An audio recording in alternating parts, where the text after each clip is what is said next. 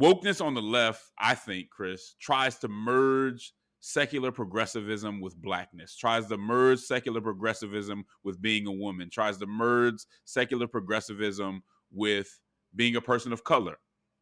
To be truly black, according to what this would say to us, is to be defined by our juxtaposition to conservative white males, as if we're to be defined by what we're not, as if we're to define ourselves by centering whiteness and doing the opposite. And I think that is a ridiculous way for anybody to define themselves. And I think the whole effort is intellectually dishonest. So at this point, we heard the original definition of wokeness, but at this point, transgender ideology is part of wokeness. And if you fail to accept that and affirm that, then you're on team oppressor. Your eyes on the times, you walk ready to speak up. But with so many problems, you're exhausted trying to keep up. This is the Church Politics Podcast, where you can get political commentary from a biblical worldview. We're not trying to be conservative or progressive. We're trying to be Christian in the public square. And I'm black as heaven. I'm made in God's image. Nobody can change my settings. Hey man, cut off my knees and put an end to my search. It's easy to sell your soul when you don't know what it's worth. With your no good Ann Camp, you're listening to the Ann Campaign's Church Politics Podcast with Justin Giboney, a.k.a. Bishop Cooper's grandson, and the Windy City representative, the baddest brother above the Mason-Dixon line, my play cousin, the Right Reverend Christopher Butler. Chris, it's fair to say over at the Ann Campaign that we have a lot going on. This particular announcement we've been waiting for quite a bit, and we probably will do a whole episode on it. But on Thursday, April 13th, a major thing is happening for the Ann Campaign. A large number of elders in the Black church, from Bishop Claude Alexander, Dr. Cynthia Hale, Dr. Barbara Williams Skinner, are giving the Ann campaign their blessing as a legitimate voice in the public square. And this is major to us because we have so much respect for our elders, what they've been through, what they've done. And so to be in a position where we can get their blessing, get their endorsement is major. So that'll be on April 13th. The event is called Heirs of Action. And it's probably the biggest event that the Ann campaign has had so far. So if you are in Atlanta, mark your calendar right now, Thursday, April 13th at 7 o'clock, Ray of Hope Church. You got to be there. This is history. So, Chris, what are your thoughts about that, man? Just the importance of this moment. Yeah, I think it's huge. I think a lot of folks will recognize that some of these people who are going to be, endorsing and providing the blessing on our work are people who are kind of giants of the faith and in the church. For me, it's tremendously humbling, and I feel a great weight of responsibility even as we head toward this Heirs of Action event. But I also think that it's a great moment in kind of the history and the legacy of the church's involvement with social action and civic responsibility. So it's very exciting, and I hope I'm not overblowing it, but it is for me personally. It's also a little bit weighty. Yeah, it is, and you hit it on the head. I mean, these are giants within the faith, people who have sacrificed for so long, and they're folks that don't just put their name on anything that comes along. Yeah. This is a product of long-term relationship building, doing our best to maintain our integrity, doing our best to be professional, and most importantly, doing our best to be biblical. And they have recognized that. And again, I'm just humbled. It's an ongoing conversation, but it's always good to see the generations come into this thing. So make sure you're there. Lecrae is part of the Runner Show. We got Representative Trenae McGee, who, if you don't know that name, you should soon, who's going to be a part of it. Just a lot of folks coming out. Lisa Fields from Jude 3. Dr. Charlie Days. The list goes on and on. They'll all be in Atlanta on April 13th. You don't want to miss it. The other thing is tonight, or it may be the next night for some of you who are listening, you're going to be listening a day later. We have our third installment, our third episode of How I Got Over, which is about the schoolhouse, which is about the Black tradition and its interaction with academia and with education in general. This is one of the best ones. It's featuring Esau McCauley, Vince Bantu, a whole bunch of folks, Dr. Cheryl Sanders from Howard University. You don't want to miss it. If you want to see the preview, which is going to happen on Tuesday night, you need to go to the African American Pulpit Society Facebook page, and once you go to that Facebook page, you can view that episode in kind of like a preview. So check that out when you can. It'll be on the website. Make sure you're watching this docu-series that it took us a long time to put together. People are loving it, but make sure you go check it out. Well, Chris, let's get to it a little bit. As always, we want to give a shout out to our sponsor, the Fetzer Institute, for supporting us in what we do and how we do it. Also want to always give a shout out to our patrons on patreon.com/churchpolitics. We actually do premium episodes. So if you want more church politics, all you got to do is become one of our patrons, and you will get an extra segment once you sign on to that. But let's get into it. Grab your Bible, get your mind right, and prepare to think, not like a Republican, not like a Democrat, but to think like a Christian. And I want to start it off like this, Chris. Be alert and of sound mind. Your enemy, the devil, prowls around like a roaring lion looking for someone to devour. 1 Peter chapter 5, verse 8. Chris, the Bible, in a number of places, tells us to be vigilant, to be watchful. Another way to put it is to be alert or aware. The Greek word here means to awaken or to rise from drowsiness or slumber. In other words, don't sleep or don't sleepwalk through life, because there is danger, there is an enemy, and there is temptation. What we face in this world is more than what meets the eye. This is a call to spiritual alertness in this verse. The verse is also telling us to be sober-minded. Once we awaken to the enemy's schemes, we must act with self-control and good judgment. Last week, a conservative columnist, Bethany Mandel, went viral, seriously viral. Mandel is the author of a new book entitled Stolen Youth: How Radicals Are Erasing Innocence and Indoctrinating a Generation. Now, Chris, I'll be honest, I have not read the book. I know she's going around the circuit and kind of promoting the book. But from what I gather, it's at least in part about how young people are being indoctrinated by wokeness in American education and in pop culture.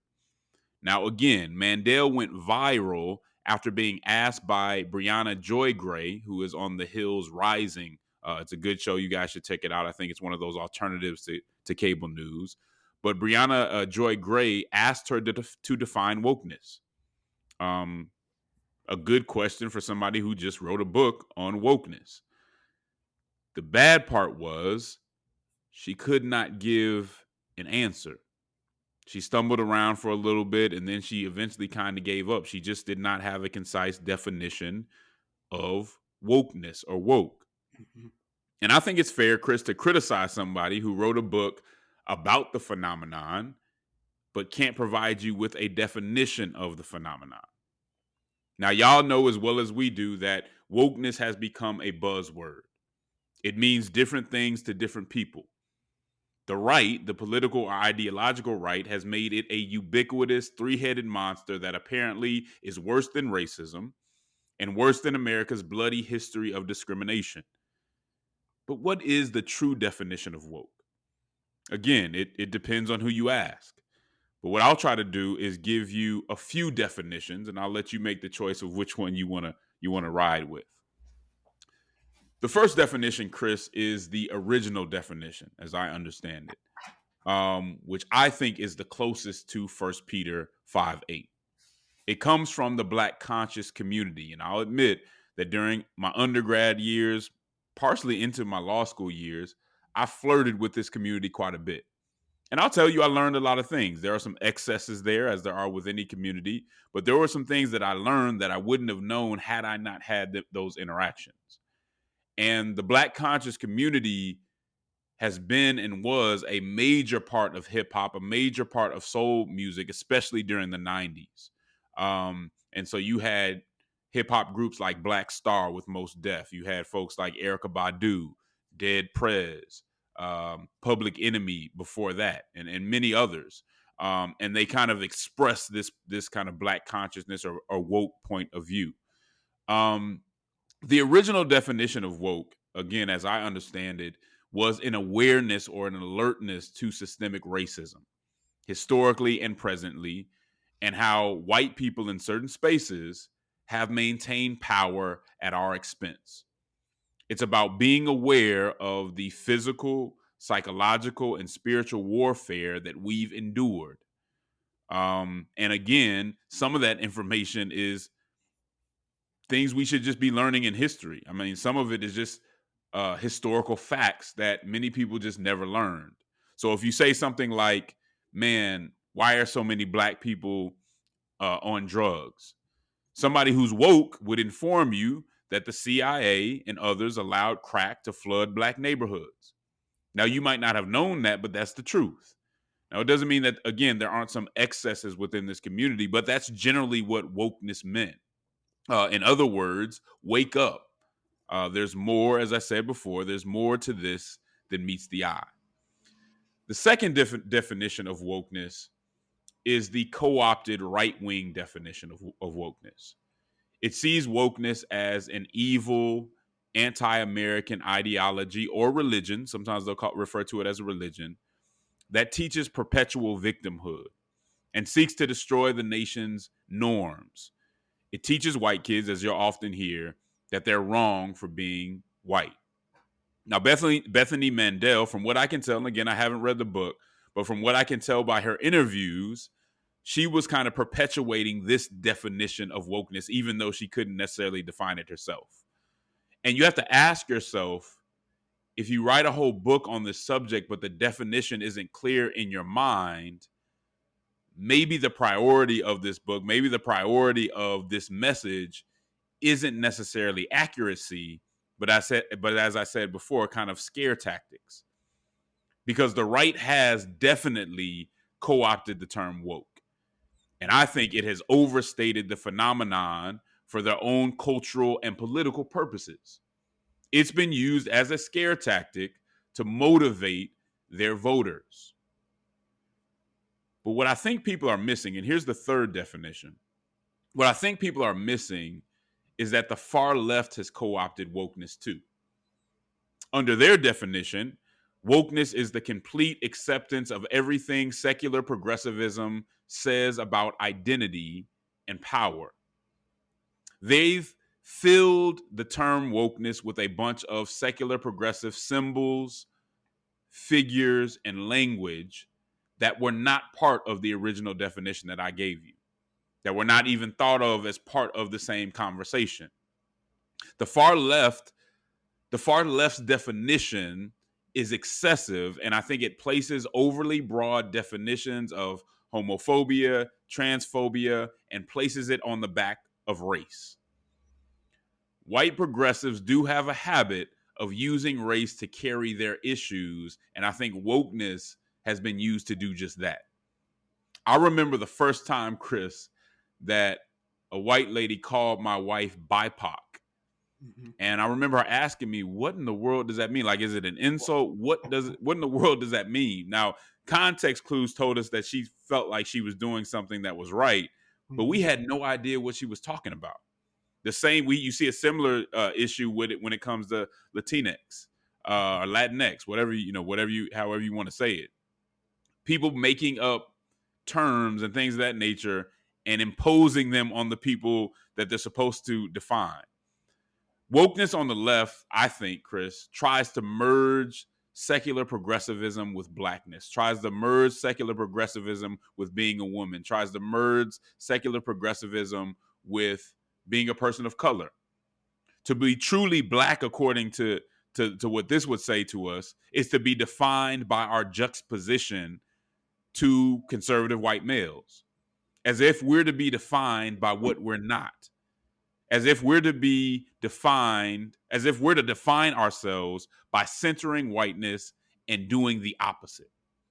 And I think that is a ridiculous way for anybody to define themselves. And I think the whole effort is intellectually dishonest.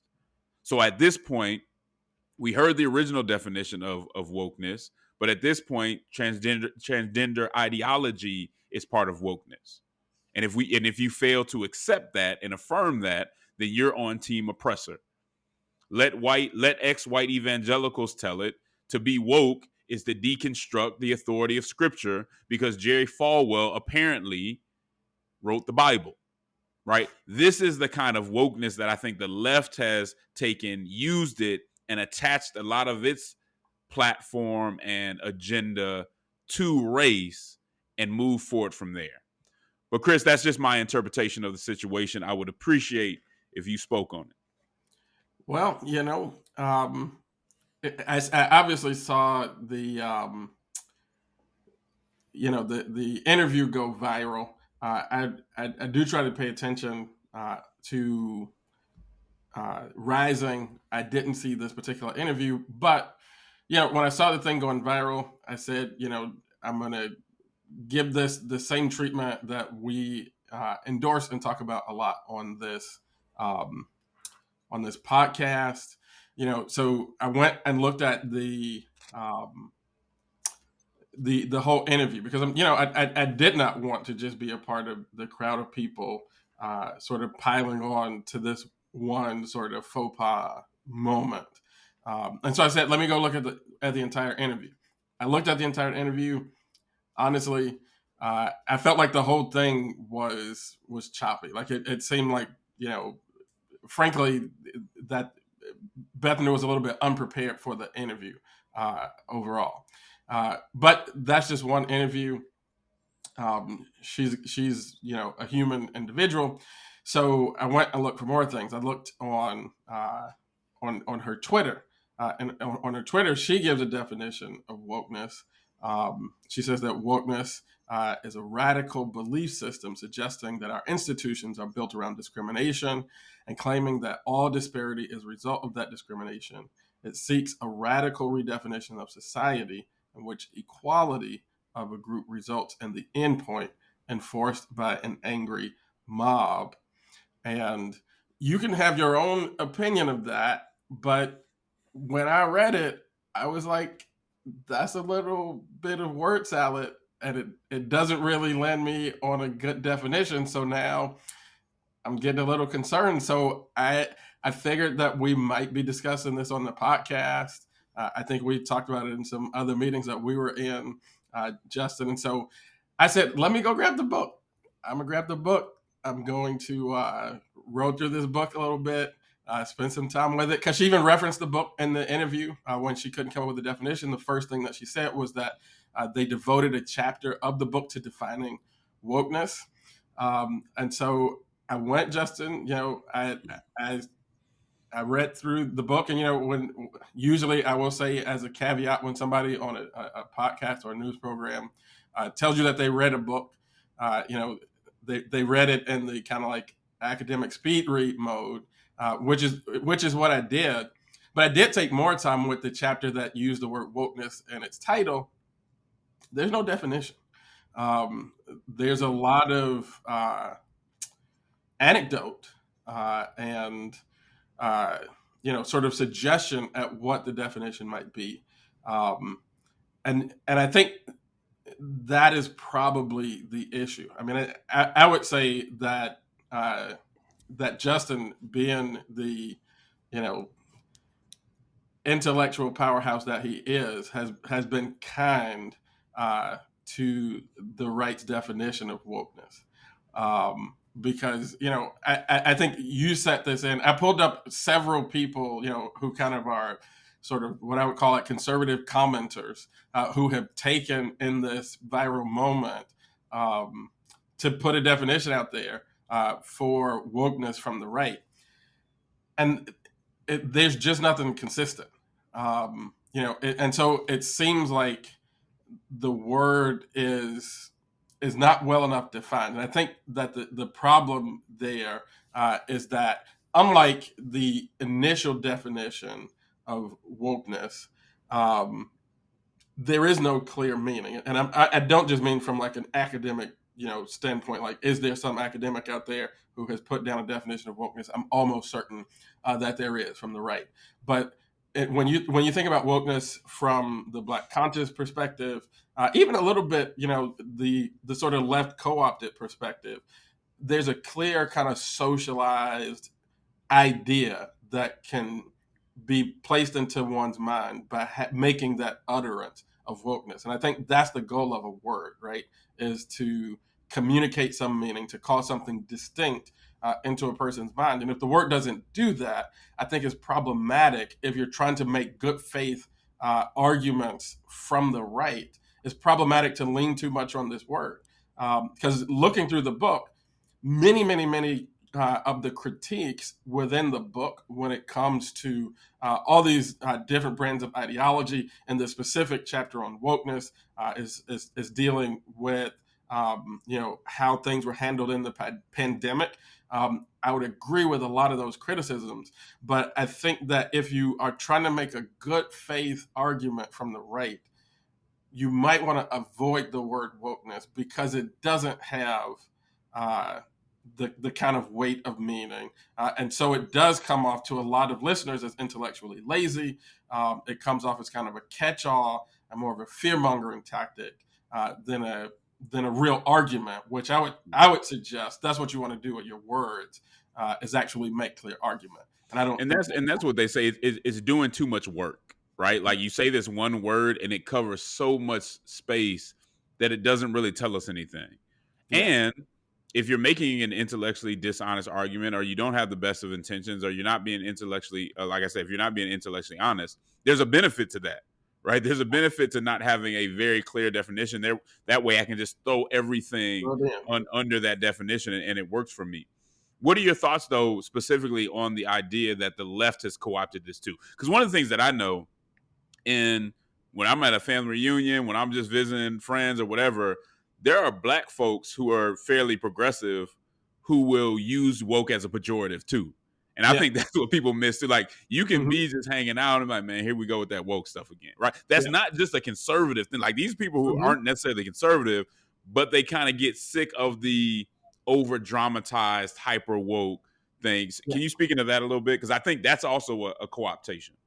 Yeah, I think it's a definite co-optation. I think that the co-optation on the left um, I guess I would say it's a little bit more effective, right? Because I think that the left is proactively clear. I think if I say to the right, somebody on the right, uh, when you say wokeness, do you actually mean that everything that conservatives disagree with is woke? Most people will say no, right?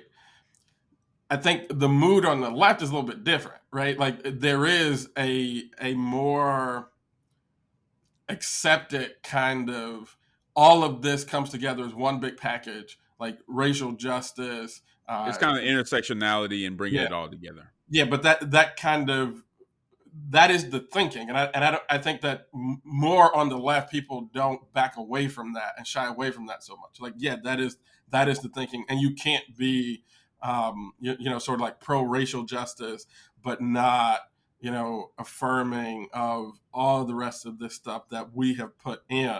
Um, and so if that's going to be your position, obviously I disagree with that position, but at least I understand that that's the position, versus just being able to throw a word on any situation, um, and and color the conversation in a way because it's mostly been used in my mind. And I'm just a guy here on a podcast talking, but in my mind, it seems like the idea is that I can put this label on it and make it bad without having to make the argument.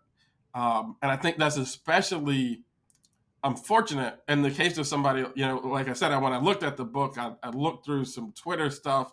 I think Bethany Mandel, I don't agree with her on everything. There's a lot of stuff that she has put out, a lot of stuff that is in the book that I would push back on a lot.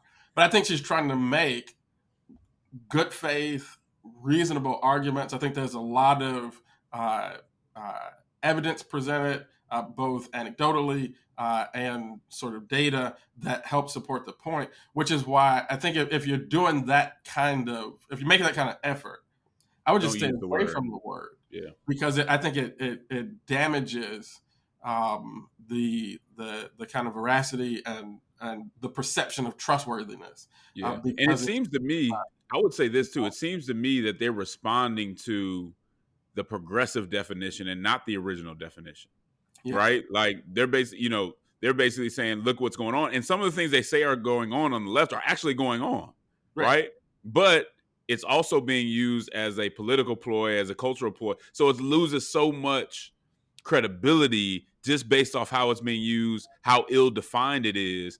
And so what happens, and this is what happens in the culture war on both sides, one side gets away with certain things because the other side doesn't have the credibility to really address it in the proper way. And that's Right. kind of what's happening here as well.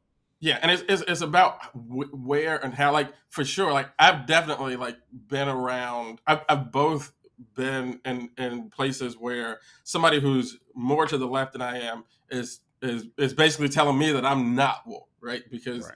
you know there was a time before this reset, sort of thing with woke, where you wouldn't be ashamed to tell somebody that you are woke or conscious because that really just bore. I mean, I think God, like 5 years ago, like that really just bore the concept, at least in my social circles, that you have a basic awareness Right. of kind of like systemic injustice and historical injustice and how that does, sort of inform or at least impact certain situations as they exist today, right? Yeah. So, but I've had people tell me from the left, like, you're not woke because you don't affirm XYZ thing.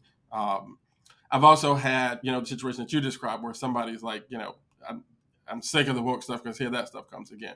What Right. you don't have is a governor, right? Like we have, one of the most progressive governors in America in the state of Illinois. You don't hear J.B. Pritzker stand up and in his official commentary to the press or on the floor of the legislature using the word wokeness to make his argument or saying that Right. the laws have to be That's true. woke, right? That's true. And so it is still, I think, while co-opted on the left, it is also relegated to a certain level of the discourse because it's just not effective to be able to stand up and make the argument. And again, the argument's there to be made, especially for this particular individual that we're talking about.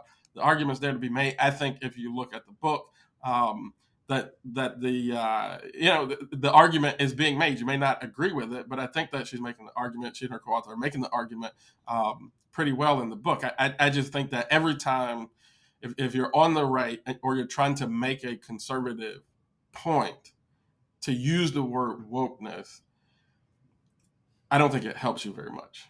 Yeah, I agree. I think it's well, it depends what your goal What's is. your goal? There If your you go. goal is to rile people up, it actually does help you a lot. If your goal is to actually add to the discourse, that's become one of those terms that's just not going to help you add to the discourse. Let me end by saying this: I want to have a little bit of grace for Mandel. Being someone that's done interviews, you can kind of just have a brain. You know what I'm saying? You can kind of just sometimes be like, "Whoa," and get hit with a question that you're not ready for. Even though you may know the answer in a different context, it's just Mhm. not your day. So that can happen. Absolutely. And she wrote an article, I think, in Newsweek saying she had a whole bunch of stuff going on with the kids. She jumped on. It just wasn't a good day for her. Now, what Yeah, Chris says was that even in the book, there wasn't a good a good definition. So maybe that doesn't really get off the hook, and it doesn't get off the hook, but something for us to consider. Then I would absolutely. also say this: I think that deserves criticism. I think we should be able to criticize that publicly. Let's stop short of humiliation, Yeah, because what I saw in some instances was folks really just trying to make sure that she was humiliated. You know, the point had been made, and everybody just driving it home, taking shots. I don't think we need to do that. It needs to be addressed. I don't think it needs to go as far as some folks took it, but I'll let you take us out on that point, Chris. yeah, no, for sure. As a person who has 5 kids, I can tell you that when stuff is swinging out of control with kids, and that's a rough time to jump on an interview. I have, I ran for Congress, and so I'm completely understanding of that kind of situation, and you certainly don't want to humiliate somebody, but at the same time, going on, rising is not something that you have to do. You Uh, made yourself a public figure, yeah, right? So you got to take those punches. I'm just saying for Christians, when the point has been made, when it's yeah, not necessarily about correction anymore, but just making her look as stupid as possible, or conservatives look as stupid as possible. yeah, that ain't the You know, goal. Like I did, no one to call off the dogs, man. yeah, I didn't go, like we're discussing this here on the podcast. I didn't go on Twitter and be like, yo, I read your book and I don't think you define it. Like it's at some point, you can lay off. Number one, you don't want to humiliate people. And oftentimes, like this is not even like your thing. Like what are you getting out of it? How are you building your thing that you are, sort of called to do, that you are doing by tearing this lady down? So A Florida state bill, Chris, takes aim at critical race theory and diversity, equity, and inclusion programs in higher education. It basically empowers the Florida Board of Governors, which is uh, the group that oversees the university system. It empowers them to penalize professors, advisors, and so on in regard to CRT and DEI for a number of reasons. Now, when this bill kind of hit the floor, it made there was a big outcry, and eventually, what happened is D.L. Hughley, who is a comedian from Kings of Comedy fame, pretty funny guy. He posted a tweet that said that this bill would remove black fraternities and sororities, which are known as the Divine Nine, from campuses. Now, the tweet didn't originate with D.L. Hughley. I think he was retweeting another document and just kind of putting it out there. And so immediately, I mean, that's a pretty big deal to say that black fraternities and sororities are going to be kicked off campus. I mean, black fraternities and sororities are a major part of history. For all that may or may not know, I'm part of the fraternity that is Kappa Alpha Psi Fraternity Incorporated, and so this is a big deal to me too. And to think that they might be kicked off of campus based on a bill like this is crazy. I mean, that's a big deal. So if that's the case, it needed to be addressed immediately. So, as usual, people asked us, hit us up on social media. They didn't hit us up on Patreon like they should have, but I'm still going to talk about it for you. And say, can you guys address what's really going on here? Can you guys address this? The first thing I want to say in this regard, Chris, is that this bill is poorly written. yeah, Right? It's poorly written. And it's really in the same vein as the Stop Woke Act that we also know came out of Florida.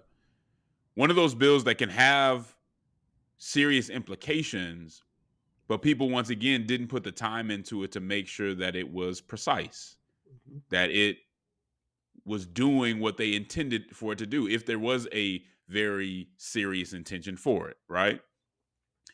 Basically, Chris, it's a product of what we talked about before, right? The kind of woke, conservative scare tactic stuff that we just got through talking about in the last segment.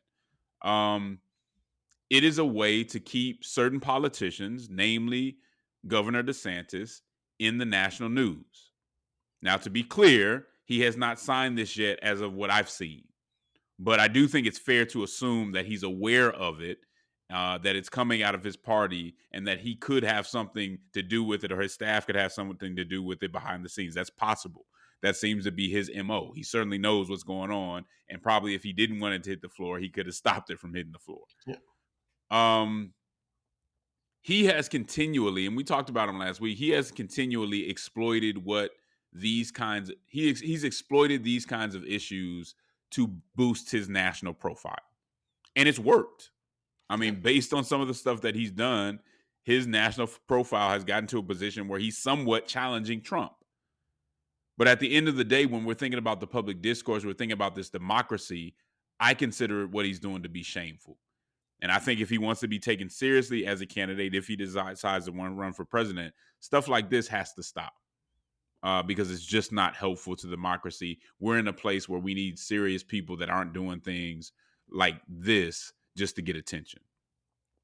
That said, after reading the bill, Chris, and I did go down this bill line for line, I can tell you that it doesn't explicitly say Black fraternities and sororities will be removed from campus.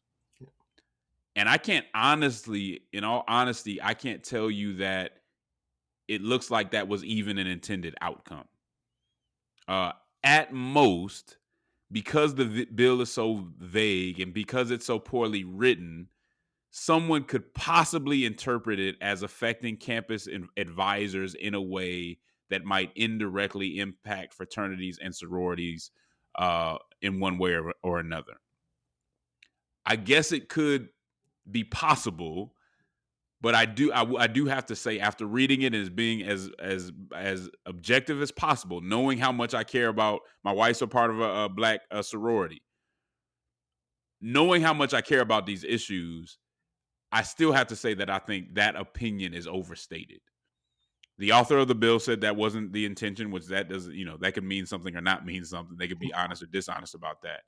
But I believe the Senate bill has already addressed the issue in a very substantive way. So in my opinion, if you're looking for my opinion, Black fraternities and sororities in Florida aren't going anywhere. And if I'm wrong, you can call me out on it. I don't think that was the intention of the bill. I think the bill was poorly written and it opened the door for this. So what we have here, in my opinion, Chris, is American politics. Yeah. Republicans write a sloppy bill to energize their base. Democrats seize on that opportunity to energize their base. And then we react to headlines and stretched interpretations and find more reason to distrust one another. But I'd love to hear what you think, Chris. Yeah, I mean, I think that's exactly it. This sort of American politics, at least modern American political situation, plays out, and the end result of that, though, is that no, or at least very little, effective analysis is actually applied to the actual legislation, and so the consequences, intended or unintended, of the legislation will just play out in the lives of young people trying to study at universities without any real robust conversation. I mean, like I looked at the legislation, and not only is it a poorly written bill, or maybe because it's so poorly written, I think it is a bad piece of legislation. But again, like we were talking about in the first block, you get on this political thing and you kind of won't get out of the way of your own intellectual capacities to make argument against this legislation on its merits. I mean, this legislation, if somebody put this thing on my desk and said, look at this bill, is it something that we should support or oppose, and why?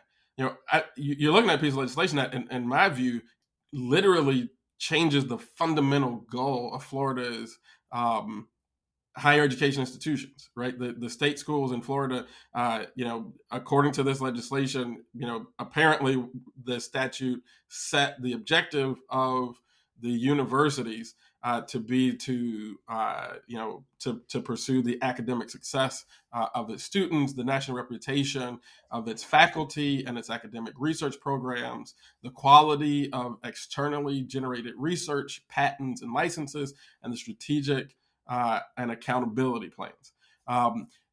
This bill actually adds to that fundamental purpose to promote citizenship in a constitutional republic and the state's existing and emerging workforce needs. these are supposed to be universities, I think, Justin, where, like, you know, and I'm all for like vocational study and all that stuff. We can do another podcast about that another time. But at the university level, like at some level, you want people to go into university, have their sort of intellects engaged, and learn to research, to write, to think critically, and all these things. And now we're saying like the goal of the university is to make people good citizens of the constitutional republic and create people to meet the emerging workforce needs of the state. Like, that's a fundamental shift in sort of like what the whole university system exists for. So instead of saying like, we're running around and saying like, oh, this is going to chase, black fraternity sororities off of campus, is not. But it is changing the goal of university system. There's language in the bill that may open the door for actual gender discrimination, right? Like they strike the word gender in the discrimination portion, and insert the word sex. What kind of legal implications is that going to have? I don't know. I'm not a lawyer, Justin. You are, but those are the types of things that I think are arguments that could be made against the bill on its merits, rather than taking some funding portion of the bill, blowing it way out of proportion, talking about, is going to chase black fraternities and sororities off of campus. And as soon as that argument is debunked, which it can be and will be, because it's, in essence, not really true, then, you've lost the argument. And so I just feel like if we could, on both sides of, debate, sort of get out of our own way with our politics and try to make arguments on like facts and actual meritorious arguments. I feel like we would do better. Maybe I'm wrong. There are probably political consultants who would say, I'm full of it, and like you stir up your base and you do what you But need. that's just it.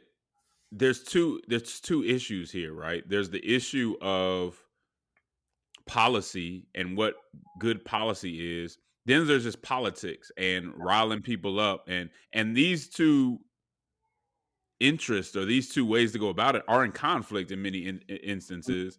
And what usually tends to suffer is the policy, not necessarily the politics, and how that plays out in electoral politics. So yeah, it's a lot going on here. One lesson I think we can pull from this is whenever I see a headline that just like, man, that's a lot. That's pretty extreme. And this was an extreme head to kick to. Can you imagine all the black fraternities and sororities in In Florida, Florida, which has a lot, being kicked off campus? That's huge. So I'm not saying don't believe it because it's that, but look into it a little more before we kind of send those around and all that stuff, because it's somewhat far-fetched that would happen, but it is so vague that it opened up the opportunity for people to say that it could possibly happen. And to your point, there are other things. So this does mention a lot of other places where it would have a huge impact, but that's very different than kicking black fraternities and sororities off campus, which Democrats know is going to make a lot of African Americans extremely upset. And so that was kind of forced a little bit. Yeah. And if it, I guess it's kind of like, the instinct that we have around too good to be true. I think in modern politics, we have to get that same kind of instinct about too bad to be true. Right. Because Democrats know that talking about kicking black fraternities and sororities off of campus is going to get black folks riled up. But Republicans also know that actually kicking black fraternities and sororities off of campus would be completely undoable. It would be unsustainable. And there's no constituency for that. Like, Yeah, who's out there saying, yeah, we don't need black sororities and fraternities? I haven't heard any conservatives saying that. Maybe there are some out there. no, Now, you could talk about black studies and all that. I just don't know that there's a constituency that's going to give somebody credit for kicking student organizations like that off campus. So we have to be a little more careful with what careful of we that. just consume. Yeah, and you just got that portion of the bill that I think, just looking at the bill, the portion that I would imagine people are pointing to is the funding, around organizations that actually advocate for diversity, equity, and inclusion. And, it's like, well, this is not going to kick black fraternities and sororities off of campus. what is what is the big issue? And maybe I'm on the wrong side of that conflict with policy and politics, which is I didn't do too well in the electoral arena. But I feel like there's an argument to be made. Why do we not want to have any support for organizations that support or advocate for diversity, equity, and inclusion, especially in the university environment where there are other people and organizations that will be arguing against it? And if that's the goal of the university, is to like play host to these types of debates, why do we not want to facilitate that? No, I Um, agree. I it's completely agree. Like, why would that, why would that be an issue? But I think that's just a huge leap from it could affect the funding of some organizations who do that to you know, like also, fraternities and sororities are being kicked off campus and everybody really being like, oh man, this is crazy, because it creates a world that we're just not in right now. yeah, Things are bad. The fact that we're even challenging some of these classes and some certain issues that we're having in regard to racing, it being taught in an honest way, very bad. yeah, But let's not take it to a place where we're not at right now. And I yeah. don't think we're I quite mean, there right now. And if you look at the bill, and I invite you to read it yourself, the most you could see is a very indirect impact on these type of organizations, and there's really no benefit, I don't think, to anybody to even push something like that. So go yeah. ahead. I guess I'm probably making the segment way too long, but we should do another one sometime because my question is, why do we not think we can win a political fight by pointing out that you're changing the literal goal of the university system? Because That that you're takes too long to explain. yeah, It takes too long to explain. I mean, you're right. We have to. People should be making that case, but it's easier to say, "Oh man, DeSantis is so crazy. They kicking all black fraternities and sororities off campus." yeah. There are a lot I of ain't got to political explain. consultants listening to this, and that's why Chris, you're not going to ever be elected. No, I'm just saying. I think you're right, but if I'm if I don't have the scruples that I should have, Yeah, it's easier just to, just to say it that way. So I think it goes for both sides. Why not do what you intend to do instead of kind of blowing stuff out of proportion? So again, that's my interpretation of the situation. Y'all check it out for yourselves. I'm gonna give you a quote. Maybe you can understand it, maybe not. Illegal leaks will be arrested on Tuesday of next week. Protest. Take our nation back. Can you interpret that? Apparently, this is Trump using his social media platform to tell his supporters that, according to leaks, illegal leaks, he will be arrested this week and that they should protest and take their nation back. That post, Chris, has taken over all of media since it was posted. What was that? Maybe this weekend? yeah, Even though no credible news station has been able to confirm that he's going to be arrested this week. According to NPR, indications are that a grand jury in New York is very close to indicting Trump in a case related to a 7-year-old hush money payment to porn star actress Stormy Daniels. So this arises once again. As you know, there are several different cases, one of them being in Georgia, that threatened to actually put Trump in jail. I don't know about you, Chris, but this particular case lends itself to say it's politically motivated in a way that I don't think I think the Georgia case is a little more substantive. This is old. This is about a porn star. This is stuff that people knew before they voted for him. I'm not saying it's right. I'm not saying that he shouldn't be held accountable. But as far as substance and the political side of it, this looks a little more like it could be politically motivated than him actually being on the phone, being recorded, trying to overturn an election, right? yeah, Two different things. I think what they're trying to do in New York is they're using kind of a novel legal idea to try to catch him on this. That's not illegal to use novel ideas and try to connect it to kind of his bookkeeping and all that. I just don't think this is the one. I think, well, let me put it this way, Chris. It benefits Trump to have this be the issue, if he's going to get arrested, to have this be the one that he gets arrested for first, because I think the other ones are more substantive and probably a better path forward for the prosecutors. What yeah. do you think, man? Yeah, I mean, I think that All that is absolutely true. I'm going to have what may be a really unpopular take, because I keep hearing people say, that they have to pursue this because that's just the law, and Yeah. Donald Trump is just a person, and so we got to do it. I am, the first person to step up and say that we can't treat people differently just because they have money or status, that kind of thing. But let me tell you, presidents and former presidents of the United States of America are different from the rest of us. And if you if we collectively pretend that that is not the case, in this particular moment, I think we do so to our own peril, because you do not want to set a precedent of going and throwing former presidents of the United States in jail. Um, our democracy is too fragile for that. I think the right should not have chanted "lock her up," and we should be oh so careful about throwing people who were the head of state in this country. I mean, that club is so small, and that office is um, endowed with such not just real power but also symbolism, that we should be very careful um, about how we allow ourselves to proceed. Yeah, I agree. I think we should be very careful. I don't think this particular prosecution, if it does indictment, if it does move forward, is the way to go about something like this. But I think if there's a substantive case in Fulton County here in Atlanta, I see that one as more substantive because that was a major deal. Yeah. Um, but to you, I think your point stands. You got to be very careful because you don't want to get into this situation where every time a new party gets into office, now they're trying to arrest the last Yeah. president. But I think people would counter that by saying this was an extraordinary, not this particular instance, but the instance when it came to overturning the election was an extraordinary. That's not something that's happening in every election, right? Right. That was different and deserves attention.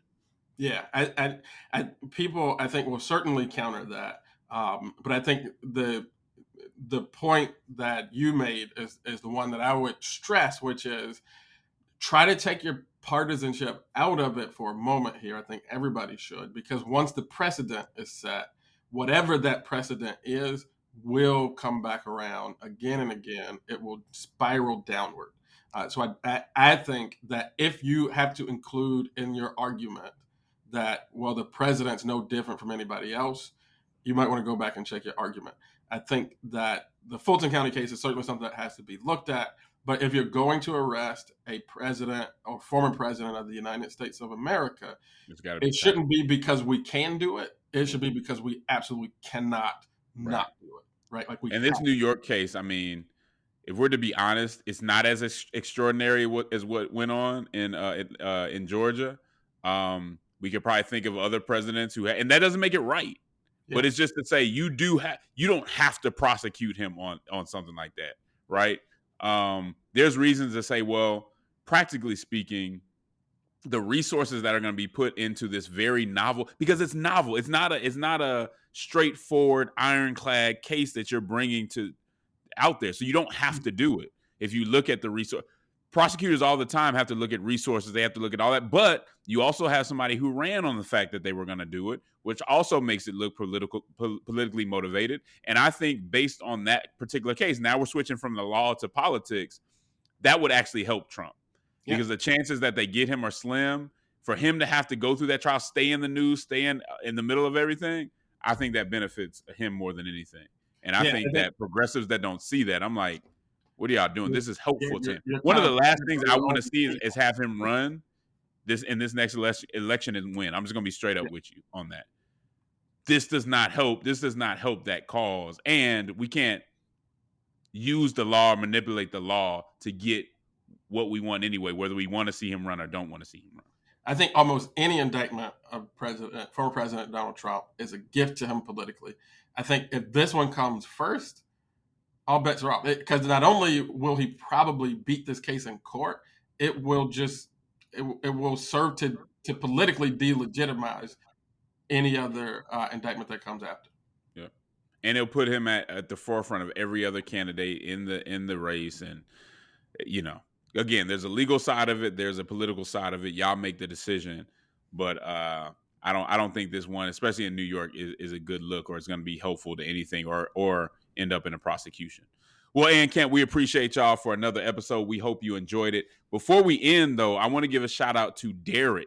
If y'all recall, we asked the question on why I call Chris my play cousin. And the reason I call him my play cousin is because our parents, my father and his mother, went to the same school in Chicago, west side of Chicago, went to the same school. That was the answer. Derek got the answer. Some of you other folks were very creative. Y'all were making stuff up.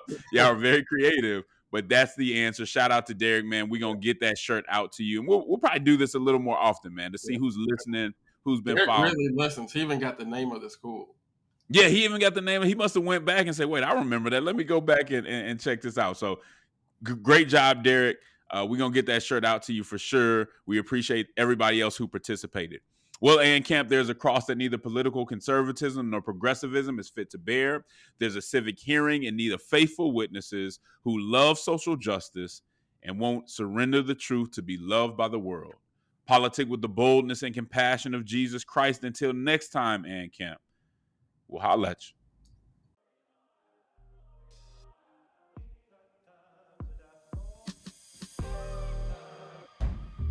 Dear Lord,